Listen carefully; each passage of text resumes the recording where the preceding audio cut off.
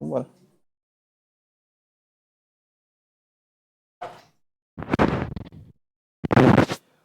Bom dia, igreja. Vamos dar continuidade, vamos começar a nossa EBD hoje. Vamos começar com uma oração? Oremos. Senhor Deus, nosso Pai, te agradecemos por mais um dia que o Senhor nos concedeu, de estarmos aqui ouvindo a Tua palavra, sendo edificados pela Tua palavra, aprendendo sobre a Tua palavra, Senhor.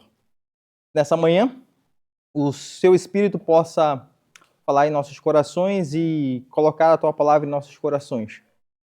Nos leve em direção a Ti, que as nossas mentes possam estar focadas nesse momento somente em Ti. Meu Pai, me use nesse momento para que possamos aprender mais de Ti. E em nome de Jesus que eu oro. Amém. Então, dando continuidade à confissão de fé de Westminster, hoje a gente vai estudar o capítulo 10. Como o presbítero Marco falou na EBD passada, a gente tem pulado alguns capítulos, porque o pastor Leonardo ele gostaria de expor, de ensinar outros capítulos. Mas hoje a gente vai dar continuidade ao capítulo 10. A gente segue uma sequência aí, que eu acho que vai ser bem interessante. E para quem estava aqui na EBD passada, a gente falou de livre-arbítrio. A gente entendeu qual era a nossa condição, ou a condição do homem, melhor dizendo assim, antes da queda. A gente entendeu a nossa condição após a queda. Vamos entender a nossa condição no aspecto de redenção e consumação. E dentro dessa linha do tempo, a gente entende que o homem, quando ele caiu, ele perdeu o seu livre-arbítrio, assim dizendo. É totalmente inclinado para o mal. Agora, todas as coisas que ele faz, ele não consegue mais desassociar, porque o pecado faz parte da gente. É a nossa, digamos assim, tá no nosso interior. E se a gente começa a entender mais sobre isso e as implicações da queda e o nosso estado atual, a pergunta que a gente começa a fazer é a seguinte: se hoje nós, ou quando o homem cai, ele não tem mais livre-arbítrio, ou ele está morto em seus pecados, e como muito bem a dona Teresa comentou na aula passada, não há como eu ter escolhido Deus, eu primeiramente ter dado um passo em direção a Deus. Nós estávamos nesse estado, mortos em nossos delitos e pecados, vamos estar nesse estado? Como que hoje nós podemos ter vida? Como que então o homem pode sair desse estado?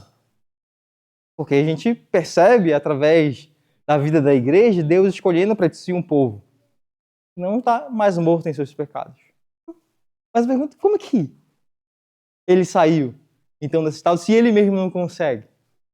Aí a gente entra hoje no capítulo 10. A gente vai entender um pouquinho mais sobre a vocação eficaz, ou o chamado eficaz, a graça irresistível. Que é somente a partir dela que o homem pode ter oportunidade de salvação. Sem ela, ele continuaria morto em seus delitos e pecados. Então é isso que a gente vai ver hoje. Um pouco mais do chamado irresistível, essa vocação eficaz. Então, vamos lá. Vamos começar aqui com o primeiro parágrafo desse capítulo, vocação eficaz. Diz assim, ó: todos aqueles que predestinou para a vida, e só esses, Deus é servido no tempo por ele determinado e aceito, chamar eficazmente pela sua palavra e pelo seu espírito. Ele os tira daquele estado de pecado e morte em que estão por natureza e os transpõe para uma graça e salvação em Jesus Cristo. Isso ele faz iluminando espiritualmente o entendimento deles, a fim de que compreendam as coisas que Deus para a salvação, ele lhes tira o coração de pedra e lhes dá um coração de carne, renovando as suas vontades e determinando-as pela sua onipotência para aquilo que é bom e atraindo-os eficazmente a Jesus Cristo. No entanto, ele assim o faz de tal maneira que eles vão de modo inteiramente livre, sendo para isso dispostos pela sua graça. Então, a primeira palavra, quando a gente começa a entender mais sobre esse capítulo 10, ver esse primeiro parágrafo, a gente tem uma palavrinha aí chamada predestinação. Isso começa a nos apontar, então, para uma escolha que Deus precisou fazer, tendo em vista que todo ser humano estava morto em seus pecados. E a ideia, então, é que Deus, ao chamar, ele escolhe para si um povo, para justamente lhes tirar desse estado caído e os reunir em Jesus Cristo. Então, é exatamente esse povo que Deus ele vai chamar, Deus ele vai predestinar.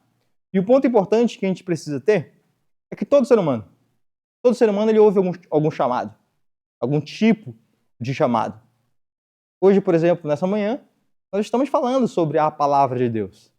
Então, todos nós estamos recebendo um chamado. Ou quando nós estamos no culto, por exemplo, e ouvindo a pregação, isso também, nós estamos de alguma forma recebendo um chamado.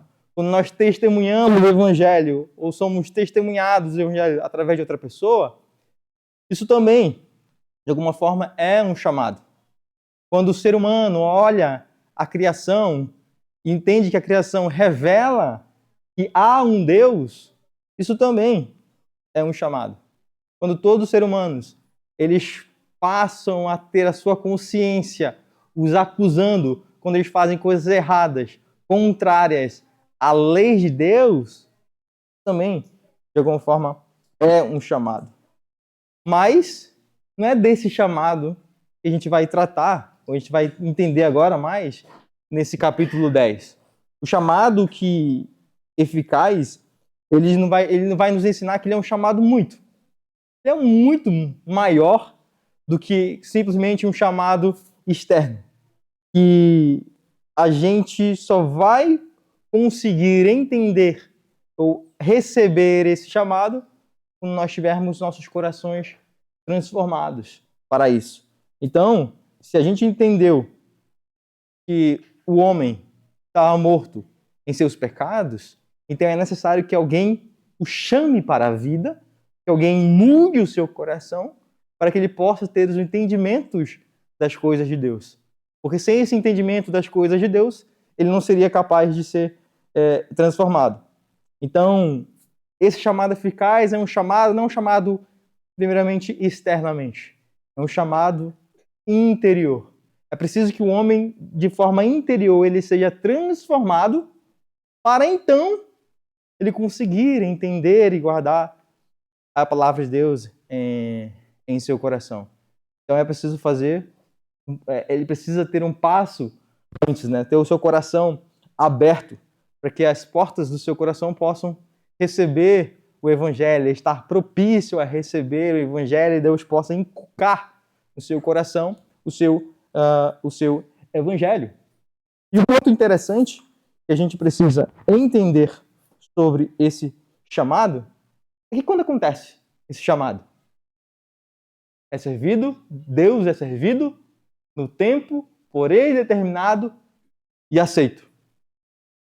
A gente não sabe quando vai acontecer esse chamado eficaz para cada pessoa. Porque Deus é quem sabe. Deus, de acordo com o que a gente tem estudado, seu conhecimento perfeito, a sua onipotência e todos os seus atributos, ele vai entender quando é feito esse chamado na linha do tempo, na vida de cada pessoa.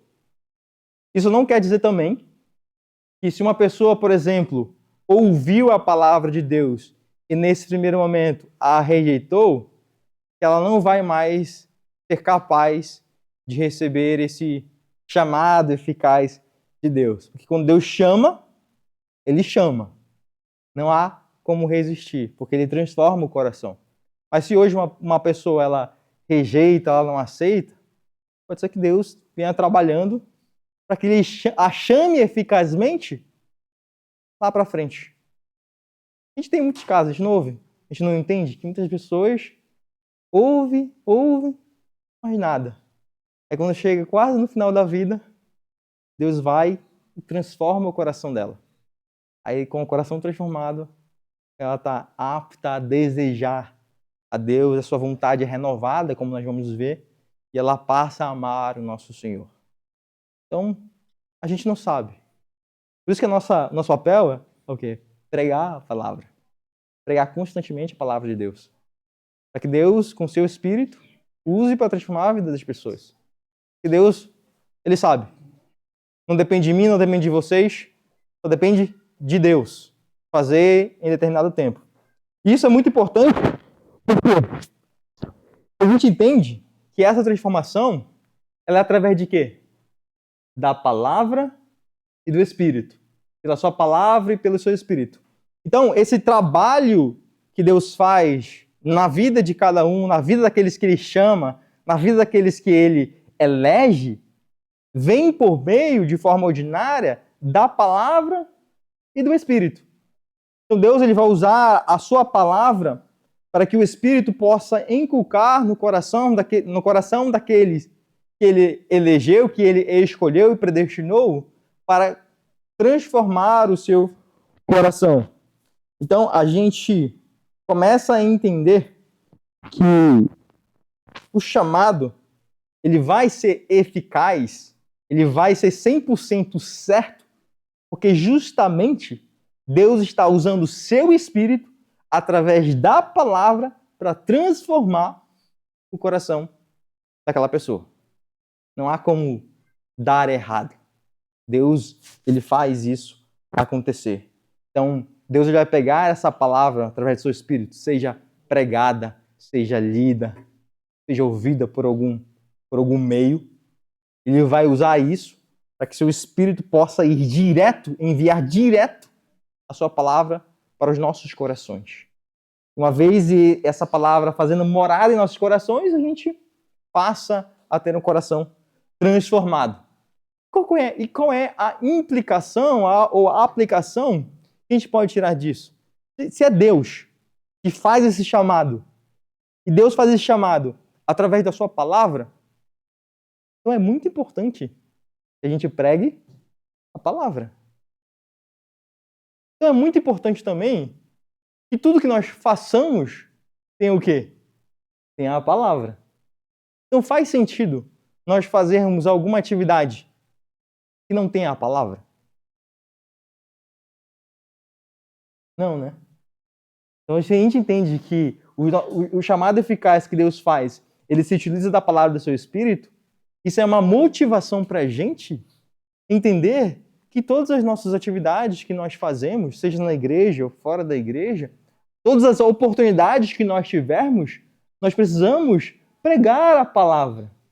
Porque nós vamos ver que não depende de nós. Nosso papel é só pregar a palavra. Então isso é uma motivação para a gente possa pregar a palavra. A gente não pode, de alguma forma, restringir o que a gente pode ou não pode fazer com a palavra de Deus. Quem somos nós para dizermos que determinado método não vai converter as pessoas? Eu tenho que pregar a palavra em um contexto específico. Eu tenho que pregar a palavra. Eu tenho que fazer as minhas atividades com determinadas ordens, metodologias, porque não vai atrair as pessoas. Não é incoerente isso? É Deus que usa a sua palavra e é Ele que transforma e faz esse chamado eficaz? Por que a gente está preocupado, então, com as metodologias que a gente usa? Como se as nossas metodologias elas fossem converter os corações, fossem mudar os corações. Mas não somos nós que mudamos os corações. É Deus que muda. Então, isso é uma motivação para a gente. Nós temos a oportunidade de pregar a palavra em qualquer momento, em qualquer reunião, em qualquer atividade, façamos isso. Porque Deus vai usar essa palavra, né? Então, Deus, ele não nos coloca dentro de um método ou explicita nas suas escrituras um método no qual nós devemos seguir para pregar a sua palavra. E se Deus não usa um método, e o único método que nós conhecemos é o quê? Pregar a palavra, então é esse método que nós vamos usar. É bíblico. Vamos usar esse método. Por quê? Porque Deus quem sabe. E eu vou dar aqui uma ilustração, conversando com o pastor Leonardo. Ele me deu essa ilustração e foi muito legal, foi muito boa. Por exemplo, Roberto com vários imóveis. Vocês acham que o Roberto ele está preocupado se as pessoas vão ou não rejeitar a oferta de empreendimento que ele está oferecendo? Roberto quer vender, quer colocar à vista das pessoas aqueles empreendimentos. E quanto mais ele fala para as pessoas, mais as pessoas ficam sabendo. Se elas vão aceitar ou rejeitar, o que o Roberto faz? Ele vai lá e divulga. Vai lá e divulga. O homem é uma máquina. Ele vai lá e divulga. Aí eu pergunto, quem tivesse essa mesma motivação para pregar a palavra?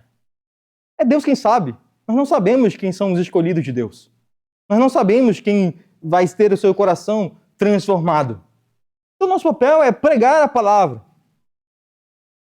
A gente tem que ter essa gana, essa vontade de anunciar o Evangelho de Deus para todas as pessoas. Porque a salvação não é através das suas mãos, das suas obras. Não é nossa. Então, o que Deus nos ensina é que justamente tem que ir para frente. Pregar a palavra de Deus e Ele vai fazer. Divulgar de forma constante. Então, a gente percebe então que esse chamado não é pela nossa escolha. Não é pela nossa escolha. Até porque nós estávamos mortos em nossos pecados. Olha o que eu vou dizer aqui, em Efésios 10, 11. De fazer convergir nele, na dispensação da plenitude dos tempos, todas as coisas, tantas do céu como as da terra. Nele digo, no qual fomos também feitos herança, predestinados segundo o propósito daquele que faz todas as coisas, conforme o conselho da sua vontade. É a vontade de Deus, é o propósito de Deus, que faz convergir para Ele todos aqueles que Ele chama e quer que seus corações sejam transformados, para justamente sermos feitos heranças dEle e para o propósito dEle. Então não é a minha vontade, não é a sua vontade, é a vontade de Deus, para que nós sejamos constantemente encorajados a pregar a palavra. Romanos 8,30. E os que predestinou, a esses também chamou. E os que chamou, a esses também justificou. E aos que justificou, a esses também glorificou. Toda uma cadeia. Se Deus ele predestina, Ele escolhe os seus. Ao escolher os seus, Ele vai justificar os seus. E ao justificar os seus, Ele vai glorificar os seus. Então é parte inteiramente de Deus. Então, se nós estávamos mortos em nossos pecados, Deus, em seu devido tempo, Ele revivifica, Ele avivifica o homem da sua morte espiritual e o tira do curso da sua condenação eterna, que era totalmente certa. E é o que nós vemos aqui, em 2 Tessalonicenses 2, versículo 13 a 14.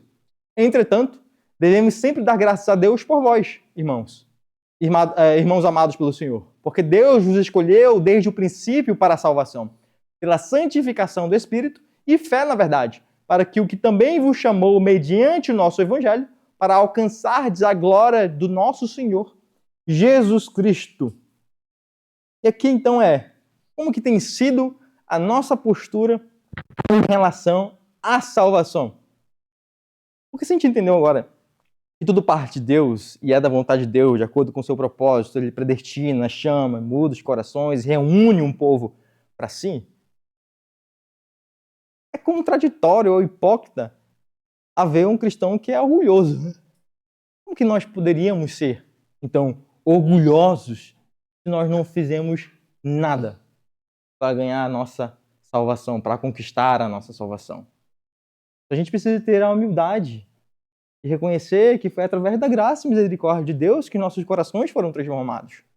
Não foi, como a gente vai ver também, não foi por algo que nós fizemos, ou se a gente é bonitinho ou não. Foi Deus. Foi Deus que fez. Então não tem espaço para que a gente possa ser orgulhoso. E o interessante é, para qual finalidade Deus ele nos chama? Deus ele nos transforma os nossos corações segundo Tessalonicenses. Amados irmãos pelo Senhor, porque Deus o escolheu desde o princípio para salvação, pela santificação pelo Espírito Santo. Deus não nos chama, nos salva, ou faz a chamada eficaz, somente por chamar. O principal objetivo de Deus ao nos chamar é justamente nos tirar desse estado de morto, para que possamos agora estar num estado vivo, não estar mais sob o domínio das trevas, mas agora sermos transportados para o seu reino de luz, para nos tirarmos da nossa rota de colisão que nós estávamos, de sermos condenados eternamente. Ele nos salva. Mas ele nos salva também não para vivermos de qualquer jeito, para que nós possamos agora caminhar e andar com a santidade, para que nós sejamos mais parecidos com o nosso Senhor Jesus Cristo. Então, isso aqui começa a nos ensinar também, então, que não faz sentido uma pessoa que foi chamada, ou se diz que foi chamada, viver de qualquer jeito. E é isso que a gente ouve muito, né? Ah, somos escolhidos, então posso fazer agora o que eu quiser da vida. Já que eu fui escolhido, não é isso que a palavra nos ensina. Deus não nos escolhe agora, e agora nós podemos fazer qualquer coisa. Podemos ter uma vida totalmente imoral, por exemplo. Deus não nos chamou para isso. As pessoas que verdadeiramente são chamadas por Deus, elas são transformadas, elas experimentam essa transformação de vida e passam a desejar a santidade. Porque elas entenderam, elas entendem agora qual é a vontade de Deus e quem é Deus. Então elas passam a viver ou querer andar no caminho da santidade. Então, isso é muito importante porque a gente precisa começar a dar graças a Deus por essa maravilha que Ele fez em nossos corações, nos escolhendo desde o princípio, desde quando não existia terra, não existia o mundo. Deus, em sua sabedoria, Ele nos escolheu para que nós possamos sermos salvos. E não só isso, podemos dar graças a Deus por experimentarmos essa verdade na vida de cada um de nós. Enquanto Deus é maravilhoso, não só porque nós não sabemos, porque eu, mas a gente começa a olhar para a igreja e ver assim, Senhor, o Senhor é maravilhoso, o Senhor é muito, muito bom. A gente começa a chamar que Ele vê outras pessoas chamando para o seu povo também. E um ponto importante que a gente precisa ficar atento é que a Assembleia de Westminster, ela não vai cansar de dizer que esse chamado que Deus faz, ele não é somente através do Espírito. Ele usa a palavra para isso.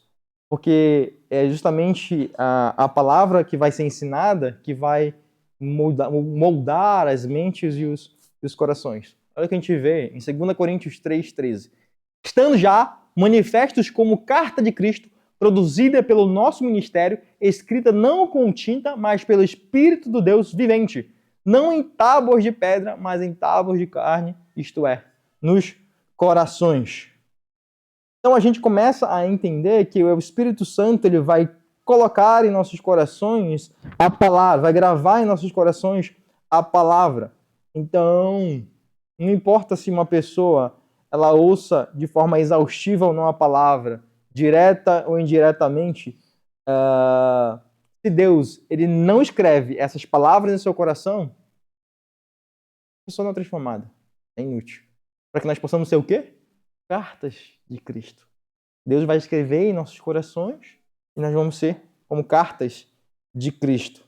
E o ponto é, quem escreveu isso em seu coração? Foi você? Ou foi Deus?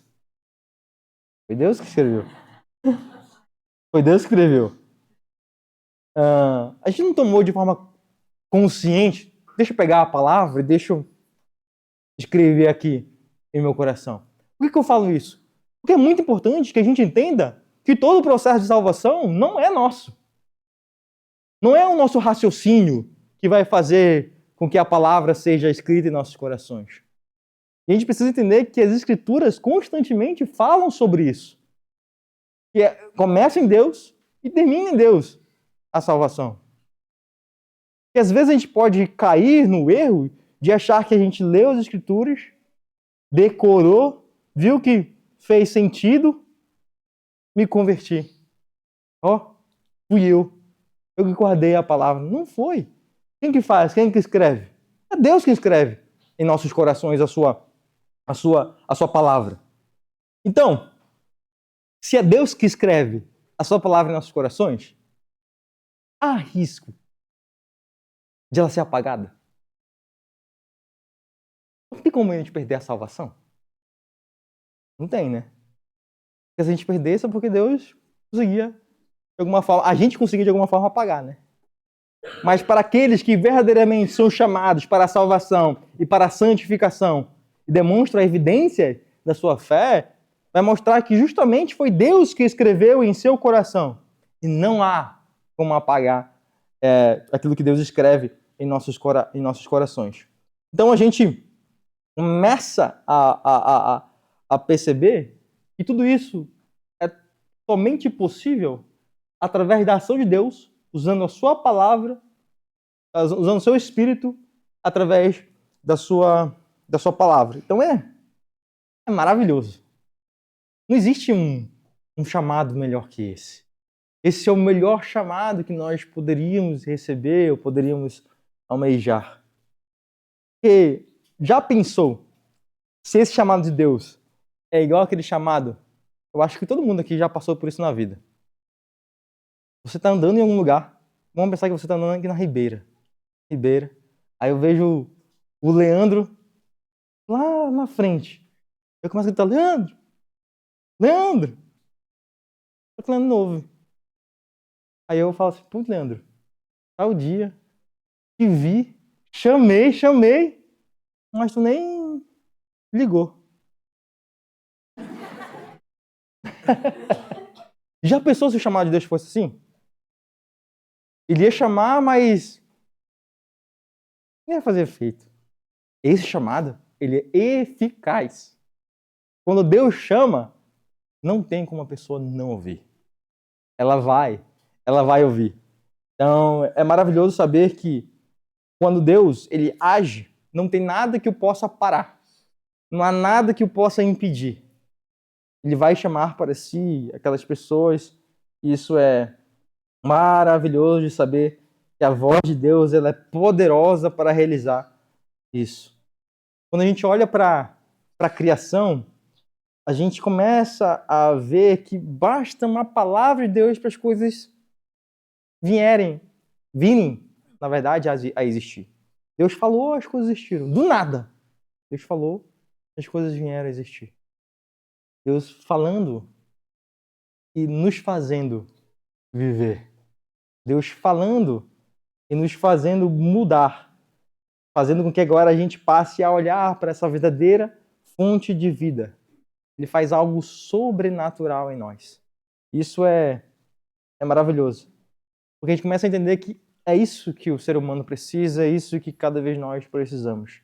E Deus ele nos tire desse estado no qual nós estávamos mortos, longe dele, que o ser humano está longe dele, sem esperança, rumo à condenação, e que ele chame. Essa deve ser a nossa oração quando nós vemos amigos, familiares, outras pessoas que nós amamos e ainda não reconhecem o nosso Senhor como Salvador. Nossa oração é, Senhor, o chame, se for da tua vontade, se for de acordo com o teu propósito, que eles possam vir também à vida. Então, é esse chamado que todo ser humano precisa. Não é um chamado qualquer. A gente pode esquecer quem nos chamou. Uma vez que Deus nos chamou, a gente vai estar constantemente voltados para eles. Sem esse chamado, todo ser humano ele vai continuar com seus ouvidos tapados, o seu coração fechado, e por mais que ele ouça a palavra, não vai mudar. E Deus primeiro precisa mudar o seu coração. Então, enquanto não houver isso, o ser humano vai continuar ainda não entendendo e ouvindo a palavra de Deus.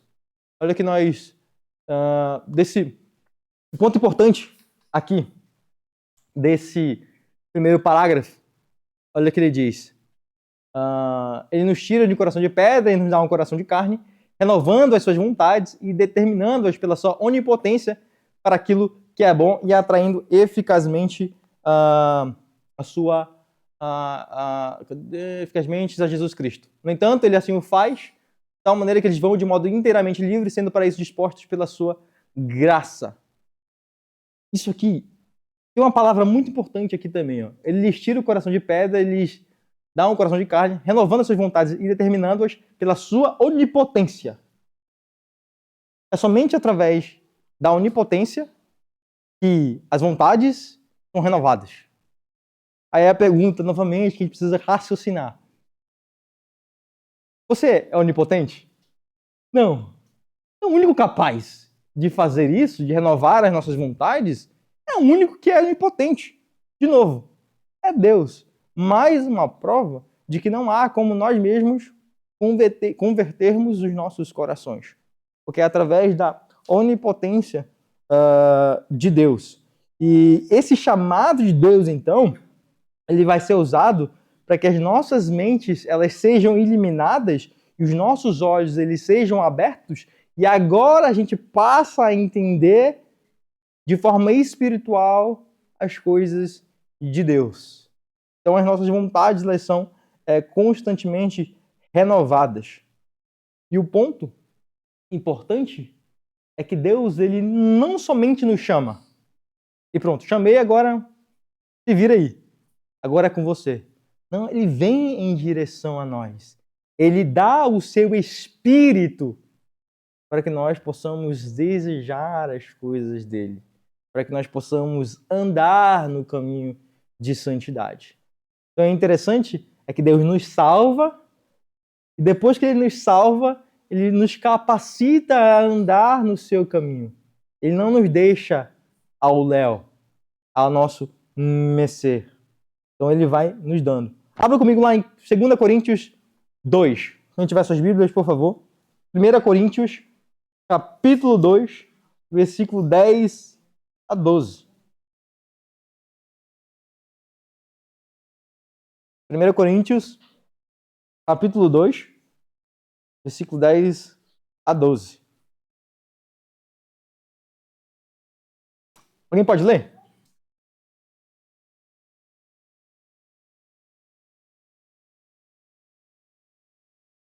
Pode, sim, sim, sim.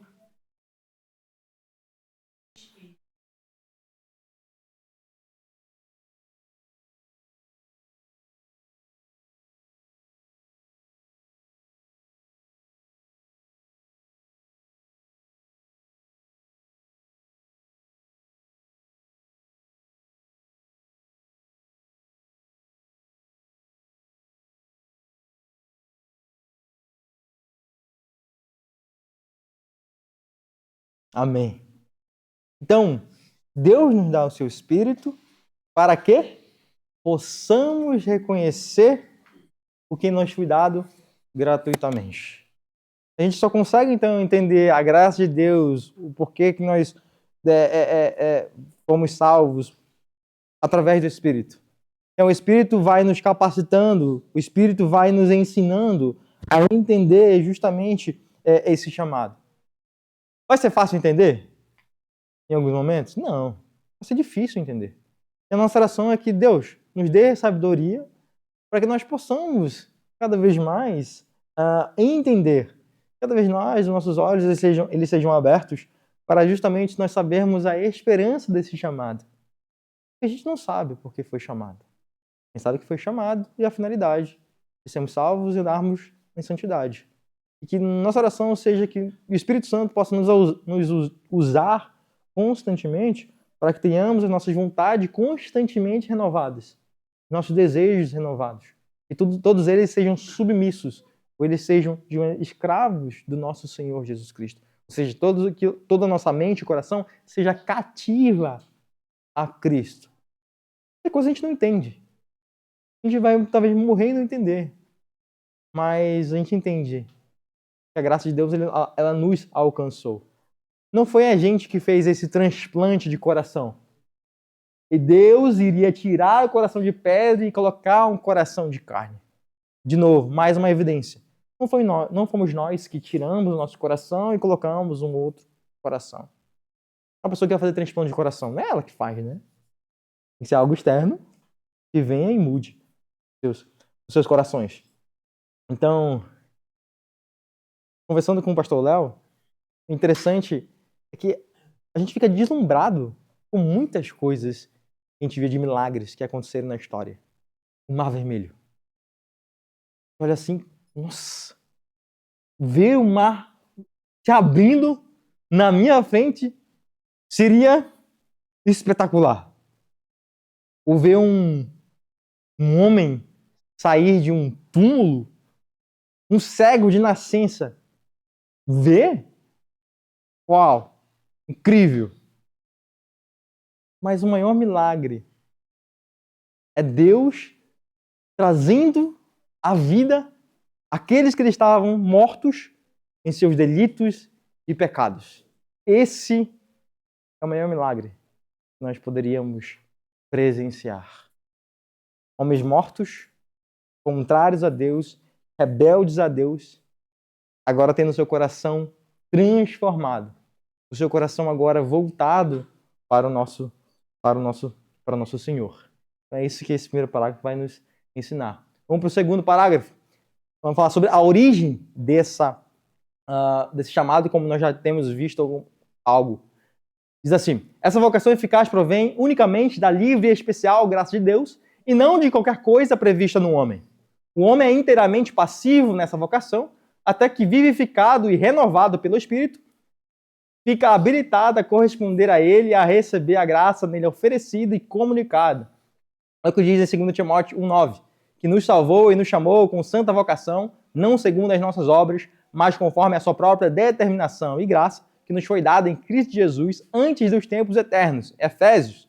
Mas Deus, sendo rico em misericórdia por causa do grande amor com que nos amou, e estando nós mortos em nossos delitos, nos deu vida juntamente com Cristo. Pela graça sois salvos, porque pela graça sois salvos mediante a fé, e isto não vem de vós, é dom de Deus, não de obras, para que ninguém se glorie.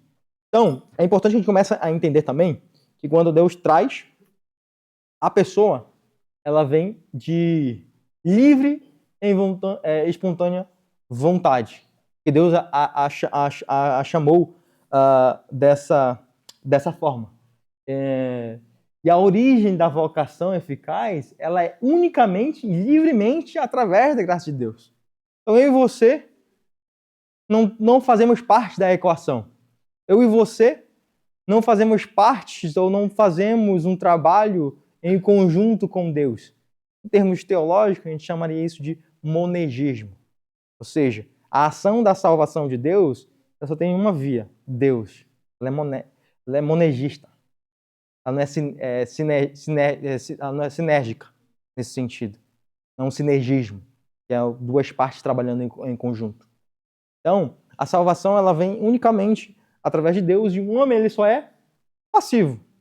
Não tem nada. E os versículos que nós vemos aqui em 2 Timóteo e em Efésios mostra bem claro que não é pelas nossas obras, para que ninguém se glorie. Não temos como nós nos gloriarmos diante de Deus por causa da nossa salvação. Porque esse trabalho é inteiramente do nosso Senhor. Então, quando a gente vê, por exemplo, João 6,37, todo aquele que o Pai me dá, esse virá a mim, e o que vem a mim, de modo nenhum, lançarei fora. Ezequiel 36:27, porei dentro de vós o meu espírito, e farei que andeis nos meus estatutos, guardeis os meus juízos e os observei. Então, parte de Deus escolher e chamar E esse que ele escolhe e chama são os que vão até Cristo.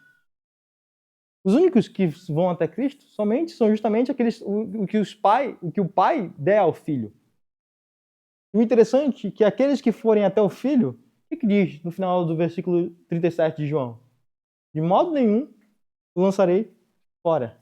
De novo, se nós estamos hoje em Jesus Cristo, tem como nós nos perdermos? Não. De modo nenhum o lançarei fora. Nós fomos chamados por Deus para irmos até Jesus Cristo. Nós estamos em Jesus Cristo hoje, como diz Romanos, não há condenação. Estão em Cristo. E Jesus vai nos assegurar. Jesus vai nos guardar.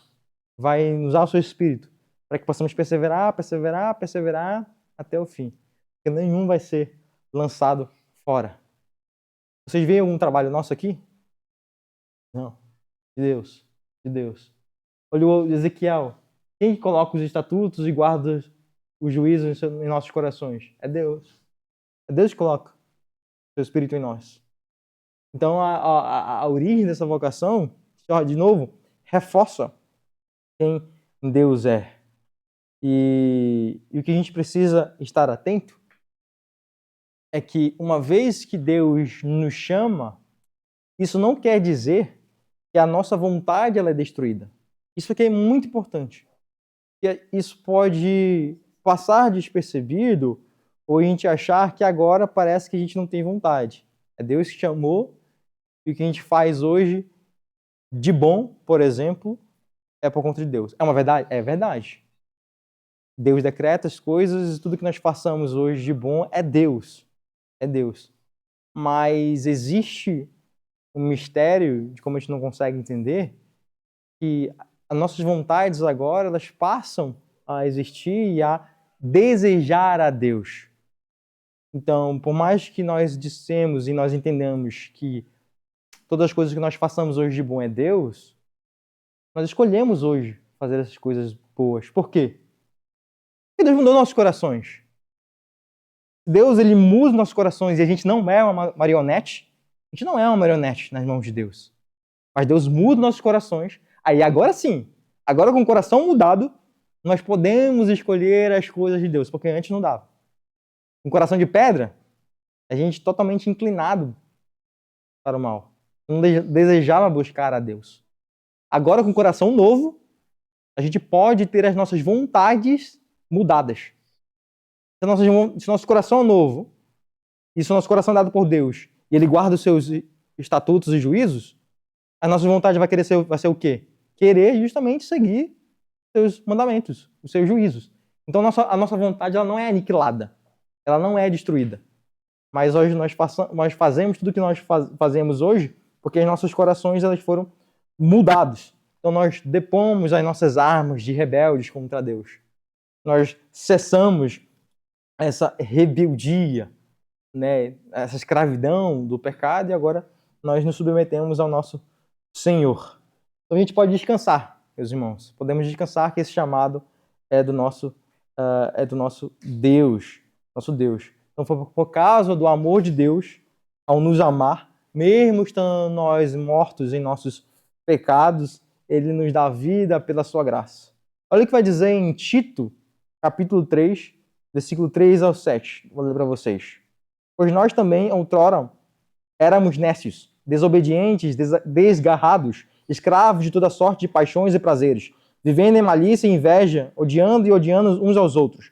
Quando, porém, se manifestou a benignidade de Deus, nosso Salvador, e o seu amor para com todos, não por obras de justiça praticadas por nós, mas segundo sua misericórdia, ele nos salvou mediante o lavar regenerador e renovador do Espírito Santo, que ele derramou sobre nós ricamente, por meio de Jesus Cristo, nosso Salvador, a fim de que, justificados pela graça, nos tornemos seus herdeiros, segundo a esperança da vida eterna. Ou seja, não por obra de justiças praticadas por nós.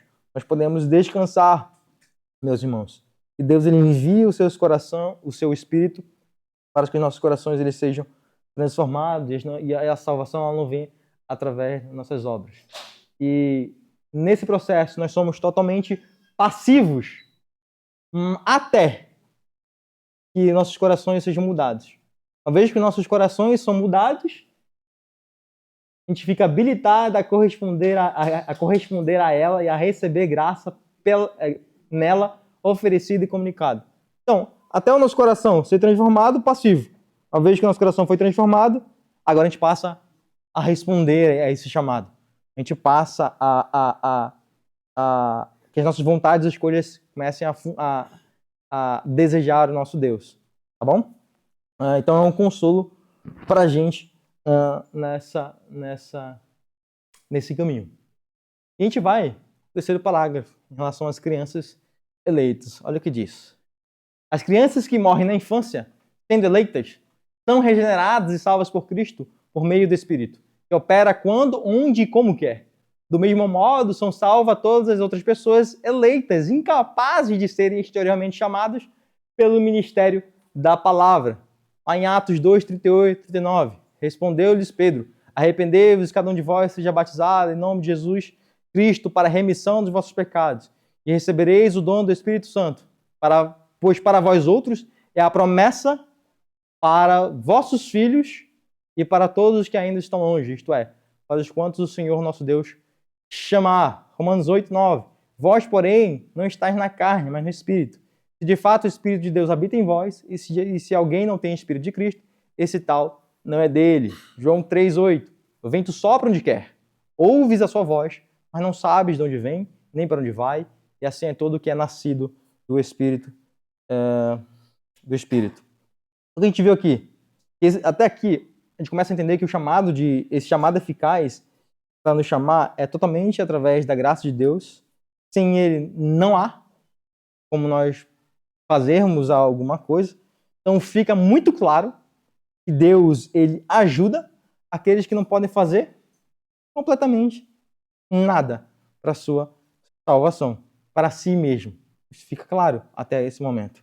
Então quando a gente começa a entender esse parágrafo, a gente percebe também Deus agindo na vida daqueles que são incapazes. Até o momento a gente viu que de forma extraordinária, de forma ordinária, Deus falando justamente daqueles que são incapazes intelectualmente. Mas o que acontece, por exemplo, com crianças que morrem na infância? O que acontece com pessoas que são incapazes mentalmente? A gente viu que a salvação não depende de nós e nós somos capazes intelectualmente, a salvação não muda. Deus não muda. Para as pessoas, para as crianças e para os que são incapazes, a salvação vai acontecer da mesma forma. A salvação é passiva. Não depende dele, não depende da nossa, não vai depender também das crianças e dos incapazes. O que é importante aqui é que Deus ele vai continuar agindo com a sua soberania, com a sua vontade, e para essas crianças, por exemplo, ou para o incapaz intelectualmente, não é um problema para Deus. Isso não é um impedimento para que Deus possa regenerá-las. Mas um ponto importante aqui que precisa ficar claro: aquelas que ele elegeu, aquelas que ele escolheu. Crianças não são salvas porque são crianças. Incapazes não são salvos porque são incapazes. Eles são salvos porque são eleitos. A gente precisa associar essas duas palavras. Crianças eleitas, incapazes eleitos. Crianças não vão ser salvas por si só. Eles são salvas porque Deus as escolheu, assim como nós também. Deus as escolheu. E porque ele escolheu, Deus vai usar o seu Espírito para transformar também os corações dessas crianças eleitas, incapazes eleitos, para que eles possam também serem salvos em Cristo Jesus. Por quê? Porque o Espírito age, como ele diz aqui, João 3, 8. Ele age onde quer, como quer. Então a gente não pode colocar Deus numa caixinha e dizer o que ele pode e o que não pode fazer. O que a gente tem claro nas Escrituras é que aqueles que ele escolheu e elegeu, esses vão ser salvos. Não vai haver ninguém no céu que não foi chamado. Todos os que estão no céu são os que Deus chamou. A gente precisa ficar claro com isso em nossas mentes, que aqueles que Deus predestinou, ele escolhe, ele chama e ele regenera os seus corações. Isso acontece tanto para nós como também para crianças eleitas ou incapazes eleitos também, visto que a salvação ela é passiva, não depende das nossas obras. Tá? E vamos para o nosso último parágrafo de hoje, em relação aos nomes eleitos, então. Outras pessoas que não sejam eleitas podem ser chamadas pelo ministério da palavra e podem experimentar algumas operações comuns do Espírito. Contudo, elas nunca veem verdadeiramente a Cristo e, portanto, não podem ser salvos. Tampouco podem os homens que não professam a religião cristã ser salvos por qualquer outro meio, não importa o quão zelosamente possam ordenar sua vida por meio da luz da natureza e pelas leis de qualquer religião que possam professar.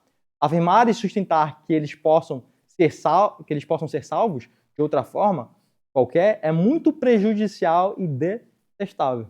Então, aqueles que não foram eleitos, eles não vão ser salvos, porque eles não têm os seus corações transformados.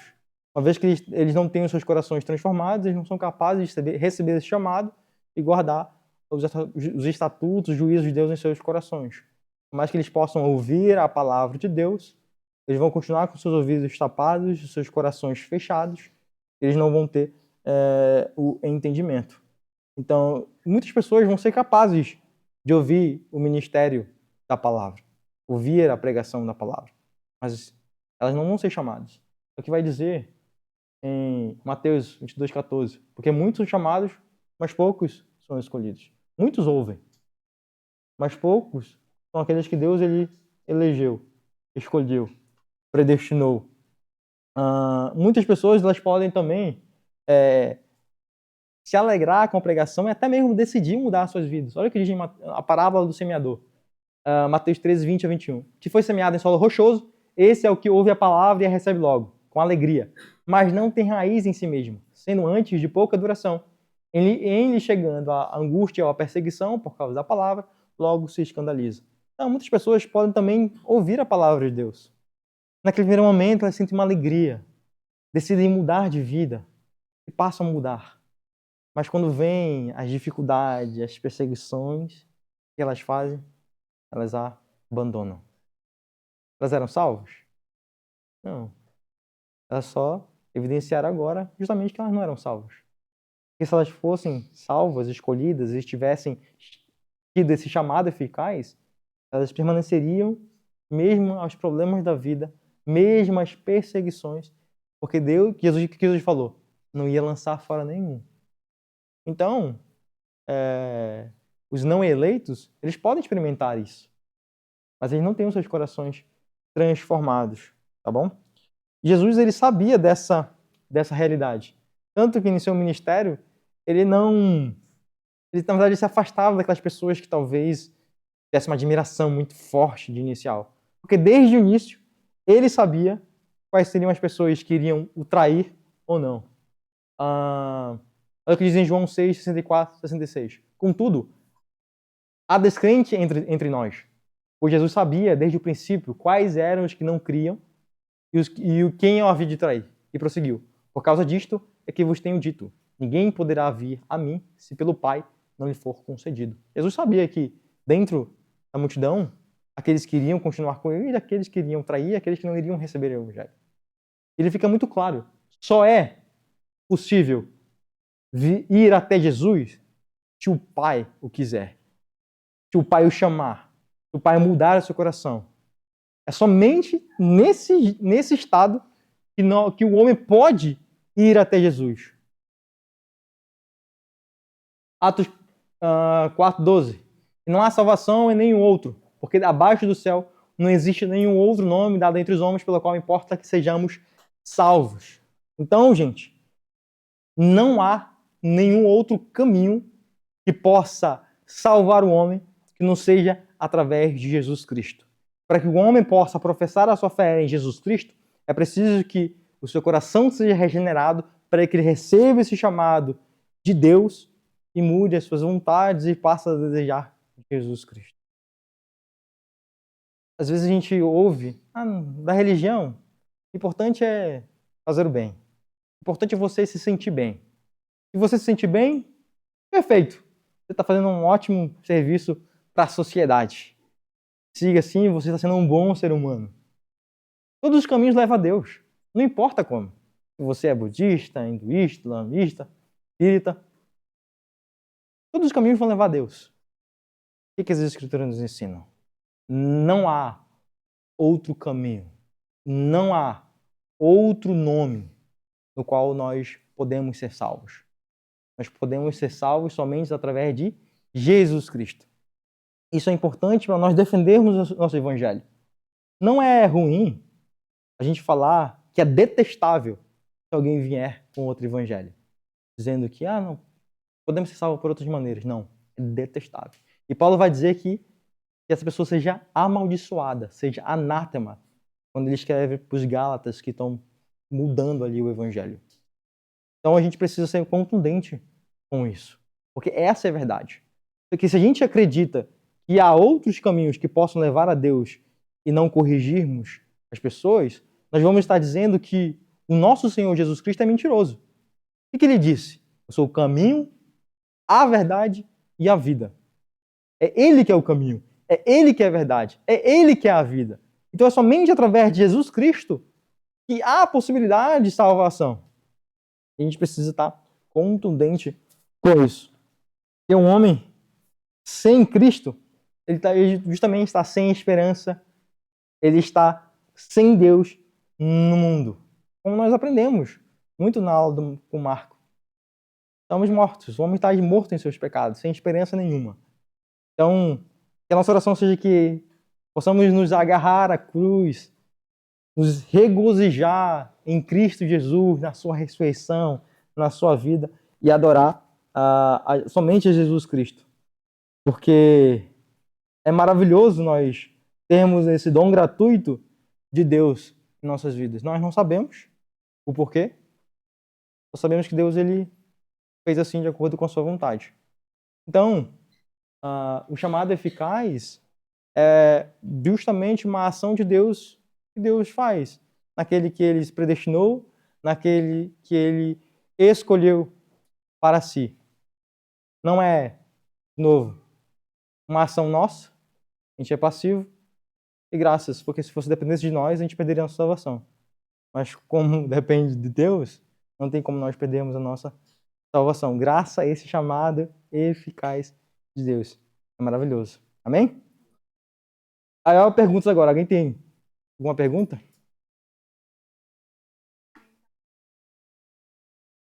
É assim, a gente fala muitas vezes desviado porque a gente não tem um contexto daquilo. Pessoas que Deus escolhe não significa que em algum momento da vida elas podem cair. No sentido não de novo, não de cair, de perder a salvação, mas elas podem estar afastadas. Mas se de fato aquela pessoa Deus escolheu, ela vai responder esse chamado e vai voltar para Deus. E também isso não significa que nós podemos ficar indo e voltando, porque isso pode demonstrar que o nosso coração de fato não é comprometido com Deus. Mas nós podemos experimentar algo do tipo.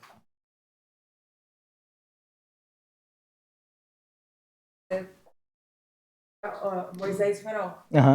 Ali o Senhor fala claramente, endureceu o coração de Faraó para que proibisse. E ali a gente vê que Faraó não tinha vocação eficaz. Exato. Se ele ouviu tudo, viu os milagres ali acontecendo, e o coração dele fechou, é exatamente por conta disso. Ele não é um escolhido, ele não foi predestinado, e a vocação eficaz não funciona para ele. Isso. Porque ele não... E tanto Êxodo quanto Romanos, o que vai dizer? Não depende de vontade humana. Porque Deus diz o quê?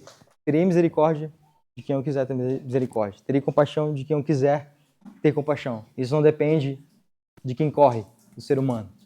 Então, a gente percebe isso ao longo da história, quando a gente olha para as Escrituras, Deus agindo na vida daqueles que Ele escolheu e Deus agindo também na vida daqueles que Ele não escolheu. Amém. Mais alguma pergunta? Não? Tá bom. Então vamos orar para nós tomarmos nosso café da manhã também. Senhor Deus, nosso Pai, te agradecemos, Senhor, por mais um dia que nós aprendemos a Tua palavra, Senhor. É maravilhoso sabermos que a nossa salvação não depende das nossas obras, porque se dependesse de nós a perderíamos. Mas depende totalmente de ti, meu Deus, que és onipotente, és totalmente sábio, totalmente santo, e que possamos ter um coração grato, um coração que olha para a tua graça e percebe que aquilo que nós merecíamos, o Senhor não deste, mas não deste da tua graça, Senhor. Deste da tua misericórdia em nossas vidas. Não sabemos o porquê, mas que os nossos corações agora, através do teu Espírito Santo, possam ser cada vez mais renovados, que as nossas vontades elas sejam moldadas a cada dia para continuarmos nessa jornada da tua santidade, Senhor. Cada vez mais queremos parecer com o teu Filho Jesus Cristo, queremos ser andar em santidade, Senhor. Nos ajuda através do teu Espírito, Senhor. Te agradecemos por ter transformado nosso coração de pedra para um coração de carne. E que isso possa nos motivar, Senhor, a pregar o teu evangelho. De novo, não depende de nós, Senhor, mas que possamos pregar a tua palavra constantemente para todas as pessoas, porque sabemos que tu vais agir naquele que tu escolheste, Senhor. Que não possamos colocar nenhum empecilho, nenhum problema, ó Pai, para pregar a tua palavra, mas que possamos apenas pregar essa palavra tão maravilhosa que nós recebemos um dia, Senhor, e que tu transformaste os nossos corações. E é no nome de Jesus Cristo que eu oro. Amém.